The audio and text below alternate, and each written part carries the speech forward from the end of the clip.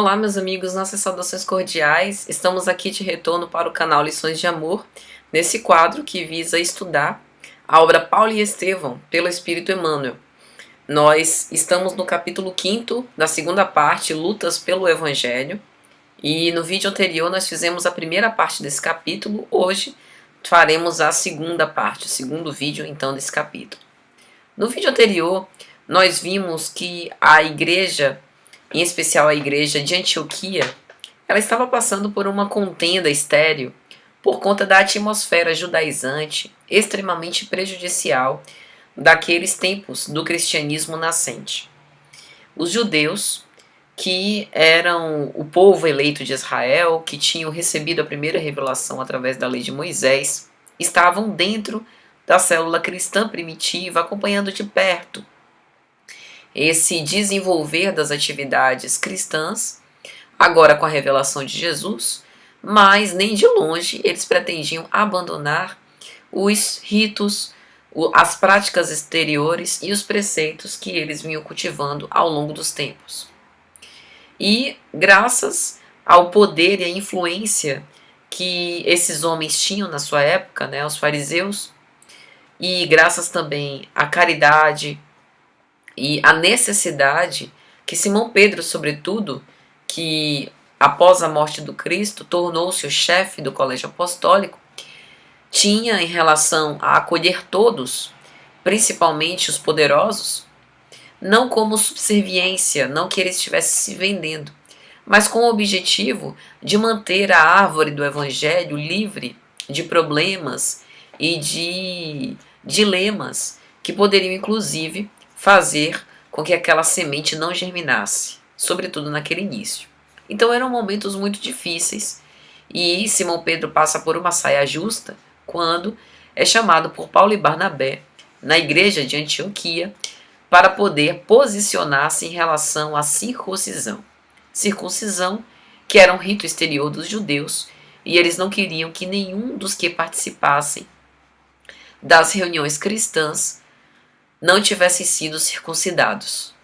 E isso excluía automaticamente os gentios, que eram os povos pagãos, em geral politeístas, que não tinham sequer o conhecimento da lei de Moisés, mas que Paulo de Tarso, com a sua visão vanguardista, percebeu que aqueles homens, mesmo que não tivessem tido contato com a lei de Moisés, eles eram verdadeiramente bons e tinham um coração aberto para a obra divina em seus corações, que é o próprio Evangelho.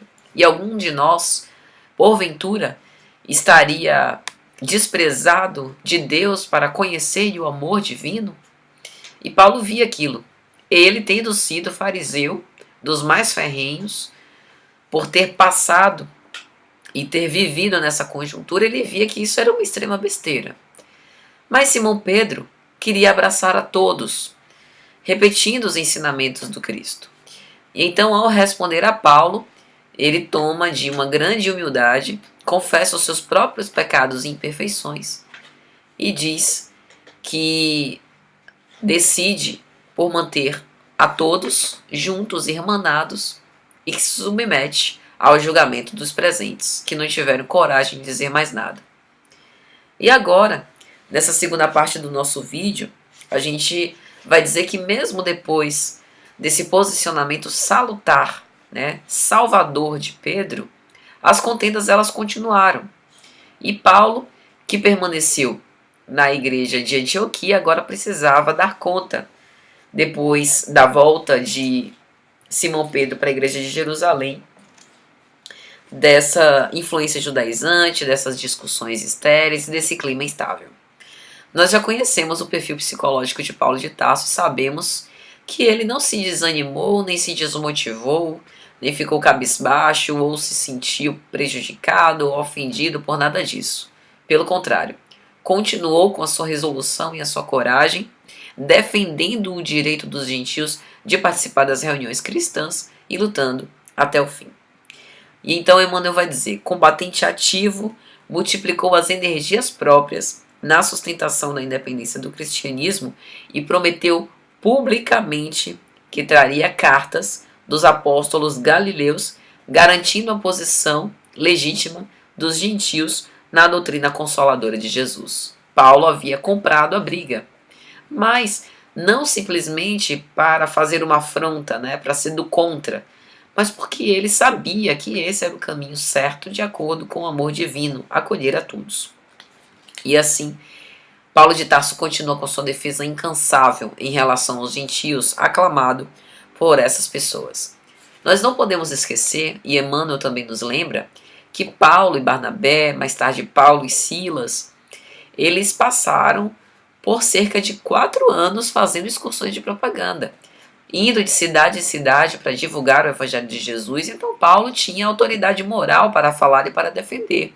Ele mais do que ninguém conhecia aquele povo, né? Então, enquanto os judeus recusavam por uma mera questão de crença, por uma mera questão ritualística, né, de ter um ato da circuncisão e achar que isso confere a pureza a um coração, Paulo sabia que isso não era bem assim.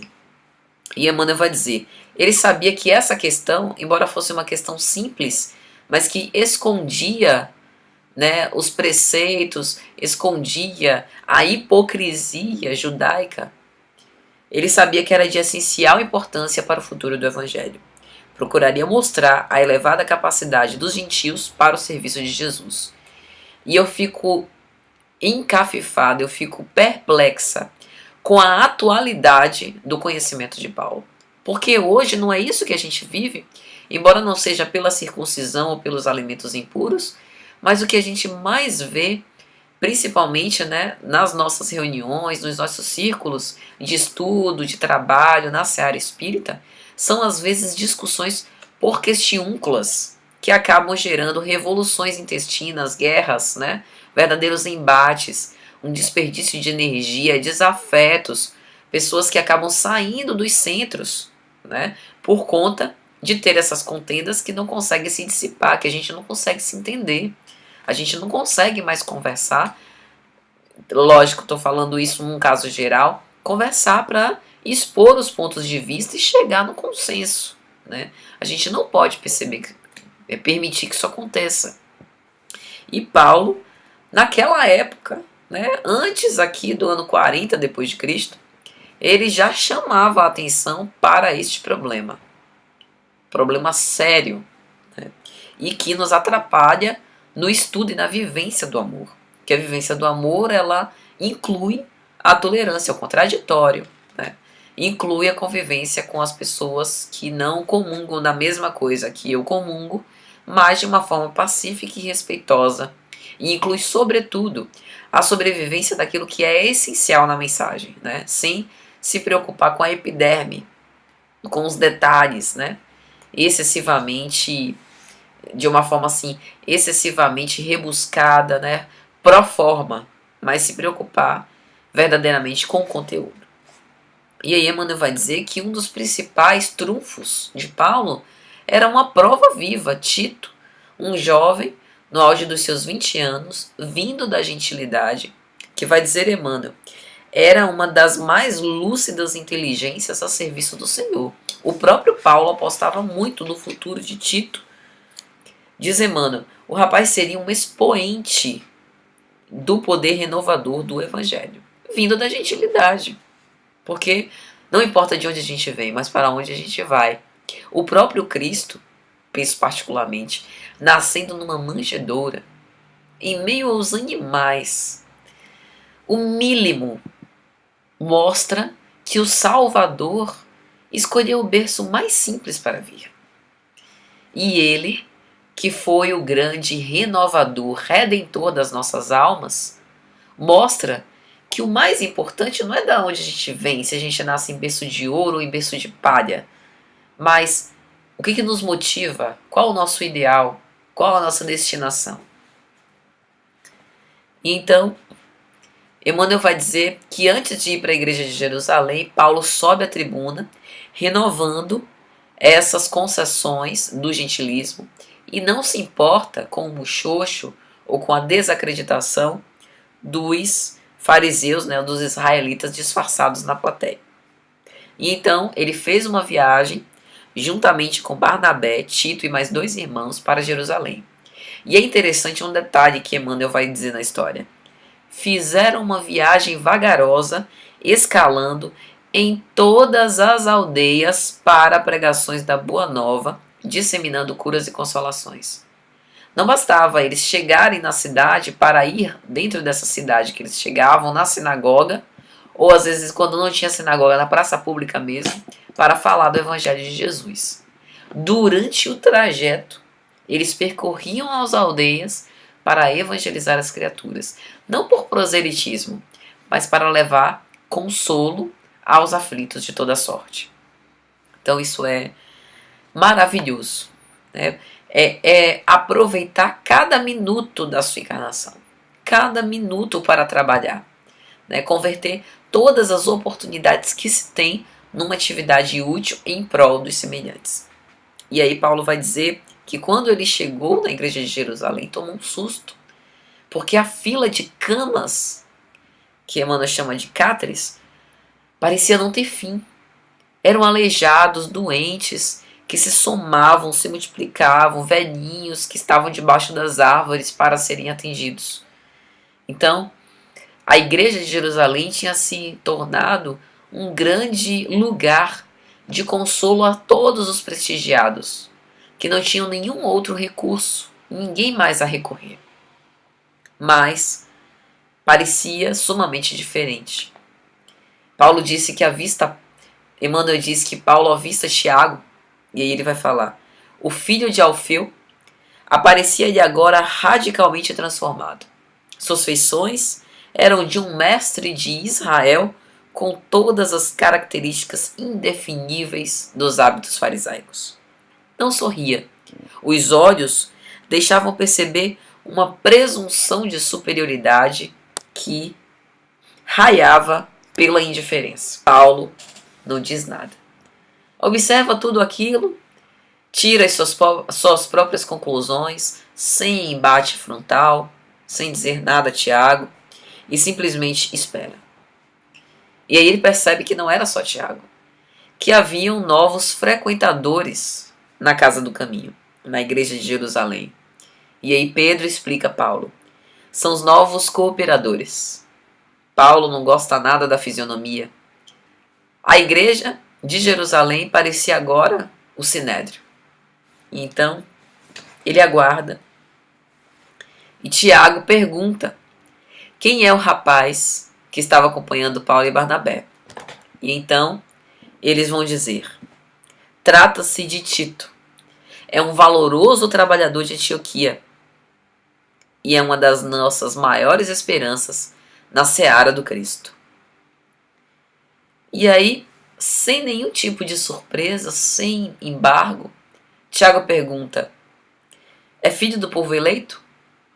E Paulo, não, é descendente dos gentios. E é circuncidado? E Paulo, não, com o máximo desdém. E então, Tiago diz que aquela é razão suficiente para não admiti-lo na Assembleia. E Paulo, mais uma vez, joga a bola para Simão Pedro. Apelamos para Simão Pedro, pois Tito é representante de nossa comunidade. Simão de novo ficara lívido, porque sabia da natureza dos dois contendores, conhecia as peças. E repetindo o que ele fez na igreja de Antioquia, buscando acolher a todos, a palavra conciliadora, ele diz, eu acredito que esse assunto deve ser objeto da nossa Assembleia, mas nós não podemos chegar a uma razão definitiva hoje. Portanto, eu sugiro que Tito seja circuncidado, e então ele poderá participar dos debates com a inspiração superior que eu conheço dele, e então a gente decide, todos os discípulos do Evangelho juntos, sobre o que é o melhor. O argumento de Pedro, sutil, agradava a todos, mas desagradou muito a Paulo. E aí Emmanuel vai dizer, se não agradou a Paulo, satisfez a maioria. E regressando o jovem de Antioquia para o interior da casa, a assembleia começou pelas discussões preliminares. Tito houvera sido circuncidado. E aí o velho homem Os farrapos do velho homem, que ainda tinham umas reminiscências em Paulo, voltam. Emmanuel vai dizer: ele tinha ímpeto de regressar a Antioquia para falar dos sepulcros caiados, da hipocrisia farisaica, dessa atmosfera judaizante perturbadora. Mas não seria mais conveniente recalcar os seus melindres feridos por amor aos irmãos de ideal? Não seria mais justo aguardar deliberações definitivas e humilhar-se? E eu achei isso, meus amigos, muito importante, porque é um recado muito grande para a gente. Às vezes a gente elabora numa casa espírita e aí a gente dá uma sugestão que a gente acha que é ótima, que vai revolucionar o mundo, que vai salvar toda a humanidade, né? Que é uma proposta irrecusável.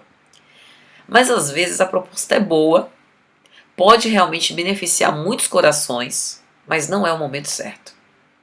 E aí quem está à frente da casa, no momento, num cargo, por exemplo, de diretoria, opta por guardar a ideia para outro momento. E aí a gente que está tão entusiasmado com a ideia se ressente, porque acha que o outro está com inveja, que eu sou boa demais para aquela casa, aí eu me afasto das pessoas e saio. Vou vender a minha ideia em outros lugares, nada contra. Se a gente está imbuído de um ideal que a gente acha positivo, que pode beneficiar as pessoas, a gente tem mais é que fazer propaganda disso e tentar ver a viabilidade de aplicar. Mas o que eu estou querendo dizer é que Paulo foi contrafeito. E não raras vezes nós também somos contrafeitos. Paulo estava certo. E não raras vezes nós também estamos certos. Só que, a pretexto de carregarmos a verdade, nós vamos nos indispor com as pessoas? Por isso a reflexão de Paulo é tão importante. Não seria mais conveniente recalcar seus melindres feridos por amor aos irmãos de ideal? Se ele se melindrasse naquele momento, olha a força que Paulo tinha. Paulo saía de cidade em cidade propagandeando o evangelho, comendo pouco, dormindo pouco, às vezes dormindo ao relento. Poucos aguentavam o tranco. A força que ele tinha, ter aberto o evangelho de Jesus para os gentios, que tinham conhecimento de Deus, de politeísmo, de vários deuses, que ele fez foi valiosíssimo, muito valoroso. Que bom que ele pôde refletir e que bom que nós também temos a condição agora de refletir junto com ele. E ele ouviu tudo calado, ouvindo os maiores disparates, que os gentios eram povos inferiores, que mereciam os trabalhos mais pesados, que um homem só se completava depois da circuncisão. Tiveram que ouvir até que o evangelho de Jesus fosse incorporado ao livro dos profetas, subordinado à lei de Moisés. Aí Simão Pedro mesmo se levantou. Não, de forma alguma. O evangelho de Jesus, como o Messias, o Salvador, é a revelação que esperávamos. Não tem que se submeter à lei de Moisés. Não veio apagar essa lei, mas cumpri-la. Portanto, não deve pertencer ao livro dos profetas. E vai dizer Emmanuel, até o próprio Paulo viu ali pela primeira vez o ex-pescador Simão Pedro até intransigente e rude. Em relação a isso, ele era inflexível, com toda razão. Então veja que a convivência tem desses meandros, da gente saber o momento certo de falar, de aplicar tensão e de retirar tensão para ter uma atitude conciliatória, como Pedro logrou. Então é isso, meus amigos. Espero que vocês tenham gostado. Até o próximo vídeo. Tchau, tchau.